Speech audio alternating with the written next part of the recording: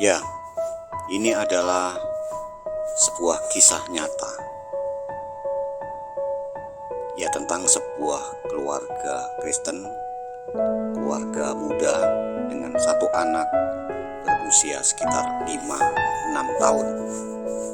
Ya, pada awalnya seperti biasa semuanya berjalan baik-baik.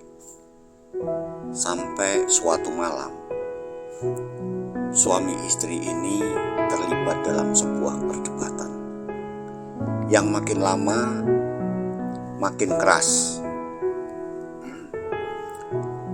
sehingga mulai masuk dalam sebuah pertengkaran suami istri. Si anak satu-satunya yang berusia sekitar 5-6 tahun akhirnya mendengar dari kamar dengan penuh ketakutan karena pertengkaran itu sudah mulai memuncak. Dan pertengkarannya makin memuncak. Anak ini makin stres. Dia ingin berdoa, tapi dia tidak tahu bagaimana cara berdoa.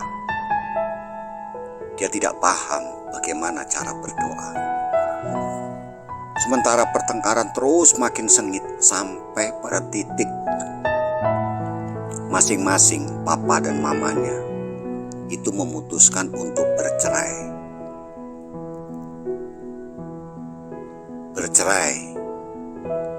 Dan mereka sepakat bahwa besok pagi mereka akan ngurus bersama-sama perceraian itu. Anak ini makin stres di dalam kamar, sangat ketakutan. Dengan desakan stresnya itu dia akhirnya berdoa dengan sangat lirih, pelan, hanya menyebutkan huruf A sampai Z yang itu dia tahu. A, B, C, D, E, F, G, H, I.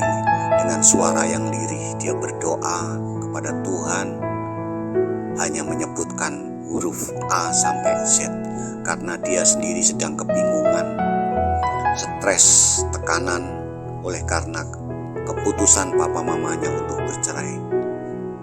Sementara dia sendiri tidak paham, tidak mengerti cara berdoa. Itulah doa seorang anak, hanya menyebutkan A sampai Z. Tetapi luar biasa, Tuhan begitu baik. Dia melihat hati. Dia tidak melihat kata-kata, tapi dia melihat hati.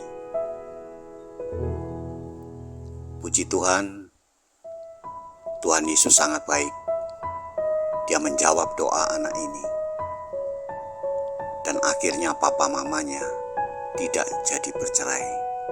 Mereka rujuk dan hidup rukun kembali, mesra kembali, damai kembali keluarga ini. Itulah bahasa roh. Paulus mengatakan, saat aku berdoa dalam bahasa roh, rohkulah yang berdoa, hatikulah yang berdoa, akal budiku tidak turut berdoa. Bahasa anak ini yang A sampai Z itu tidak keluar dari pikiran yang harus menyusun kata-kata, menemukan kata-kata dan menyusunnya menjadi sebuah kalimat-kalimat doa. Anak ini tidak paham. Gejolak hatinya tidak bisa ditahan. Tetapi itulah, Tuhan melihat hati. Tuhan melihat gejolak hati. Tuhan melihat permohonan anak ini. Itulah bahasa roh.